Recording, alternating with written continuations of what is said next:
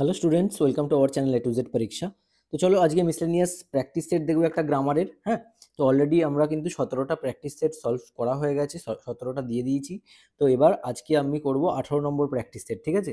তো এখানে তোমাদের আমি আগের যে হোমওয়ার্কগুলো দিয়েছিলাম সেগুলো কিন্তু সলিউশন একজন দেখলাম কমেন্টে সঠিক করেছো, আমি কিন্তু সেটা হার্ড দিয়ে দিয়েছিলাম, ঠিক আছে? যারা দেখোনি তারা কিন্তু অবশ্যই একবার করে দেখে নিও, ওই কমেন্টগুলো চেক করে নিও। আমি কিন্তু বলেই দিয়েছি যে কমেন্টে তোমাদের সলিউশন যাদের ঠিক হবে তাদেরটা কিন্তু হার্ড দেবো, তো তোমরা সেই অনুযায়ী দেখে নিও, ঠিক আছে? আচ্ছা, আজকেও তোমাদের জন্য 3টে হোমওয়ার্ক থাকবে, যেটা কিনা তোমরা কমেন্টে জানাবে, কমেন্ট করবে, এবং সেখানে কমেন্টে আমি তোমাদের যারটা ঠিক হবে তারটা কিন্তু রিয়াক্ট আমি দেবো, ঠিক আছে? তো চলো দেখো, প্রথমেরটা কি বলেছে। হি acted as though nothing dash happened. হি acted as though nothing just happened. দেখো এখানে খুব ভালো করে দেখো, আগে নিজের থেকে করার চেষ্টা করো, ঠিক আছে? অ্যাজ দো, তো অ্যাজ দো যখন থাকবে, ঠিক আছে, সেখানে কি হয় দেখো, অ্যাজ দো মানে সাজেস্ট, এটা এটা কি করে, হি acted as though nothing has happened. যখন অ্যাজ দো এই টার্মটা থাকবে না, সেটা সাজেস্ট করবে একটা পাস্টের আনরিয়াল সিচুয়েশনকে। ক্লিয়ার? পাস্টের একটা আনরিয়াল সিচুয়েশনকে সাজেস্ট করে। তো সেই জন্য আমরা এখানে কি করব, পাস্ট পারফেক্ট কিন্তু ইউজ করব। হ্যাঁ, পাস্ট পারফেক্ট ইউজ করলে কি হবে, হ্যাড হ্যাপেন্ড। ক্লিয়ার? কি হবে, হ্যাড হ্যাপেন্ড। এটা হচ্ছে আমাদের কারেক্ট অ্যান্সার। বোঝা গেছে? যেহেতু অ্যাজ দোটা কি, এটা একটা পাস্ট আনরিয়াল সিচুয়েশনকে মিন করে, ঠিক আছে?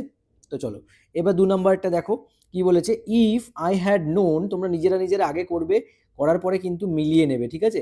কারণ দেখো তোমাদের এখানে কিন্তু অলরেডি 8টা করে থাকবে, সেখানে যে কোনো 5টা তোমাদের কি করতে হবে। হ্যাঁ, তো আমি আজকে 10টার মধ্যে দিয়ে 3টে তোমাদের হোমওয়ার্ক আর 7টা আমি সলিউশন করে দেবো, বা 8টা করে দেবো, 2টো তোমাদের জন্য হোমওয়ার্ক দিয়ে দেবো, ঠিক আছে? তো দেখো এখানে কি বলেছে, if I had known I dash you. If I had known I dash you.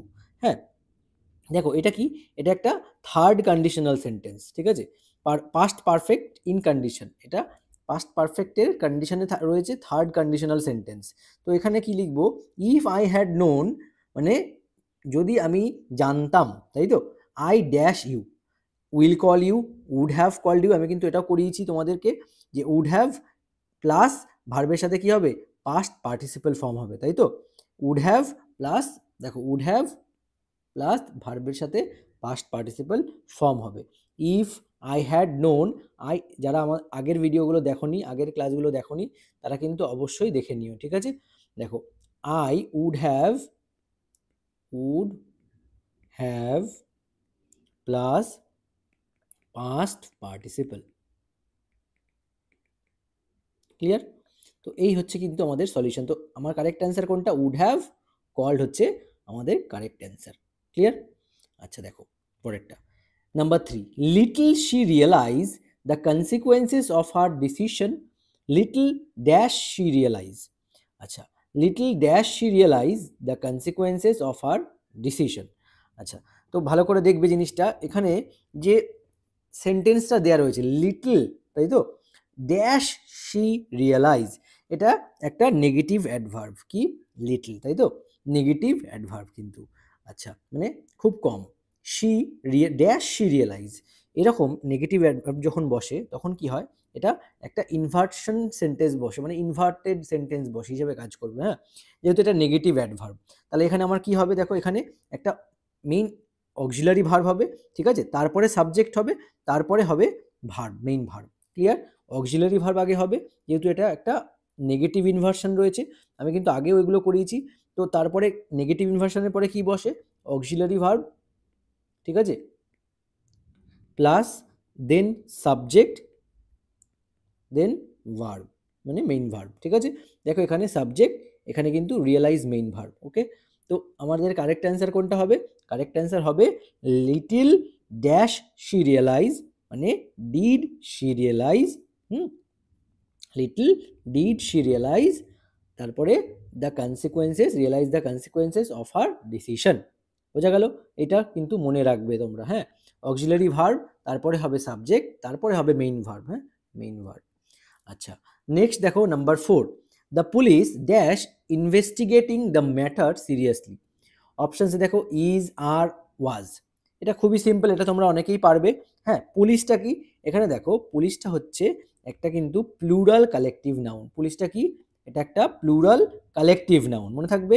তার জন্য এখানে কিন্তু কখনো আর বসবে, মানে কি বলি, ইজ বসবে না, এখানে আর বসবে, ঠিক আছে, আর।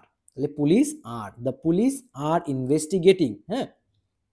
অনেকে ভুলটা কোথায় করবে, এখানে পুলিশকে এস নেই, তার জন্য সিঙ্গুলার ভেবে ভুলটা করে দিয়ে আসবে কি ইজ, ঠিক আছে, বা ওয়াজ, তাহলে এখানে তোমাদের ভুল হয়ে যাবে। আচ্ছা, এটা হলো আমাদের 4 নম্বর। এবার দেখো আমরা করব 5 নম্বর। এই দেখো সেম, আমি কিন্তু এটা আগেও করিয়েছি এরকম ধরনের, শুধু সেন্টেন্সটা আলাদা দিয়েছি যেন তোমাদের প্র্যাকটিস হয়, যেহেতু এটা practice set. It is high time we dash action against corruption. It is high time we dash action against corruption. তাহলে উই কি হবে, ইট ইজ হাই টাইম বললে কি হয় তোমরা অলরেডি জানো, পাস্ট টেন্সে কিন্তু ঘটনাটা হবে, তাই তো।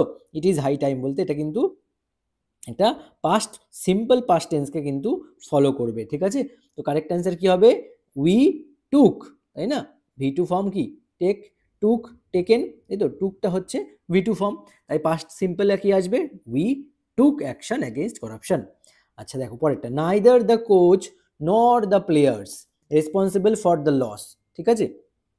Neither the coach nor the players dash responsible for the loss, was, were, is, এটাও কিন্তু করিয়েছি। নাইদার নর থাকলে কি করতে হবে, তোমরা যারা আগের ভিডিওগুলো দেখেছো তোমরা জানবে যে যখন নাইদার নরের অ্যাপ্লিকেশন থাকে তখন এই যে নিয়ারেস্ট সাবজেক্টটা দেখো, মানে নাইদার নরের কাছে যে সাবজেক্টটা বসবে সেই সাবজেক্ট অনুযায়ী কি হবে, ভার্ব বসবে, ঠিক আছে।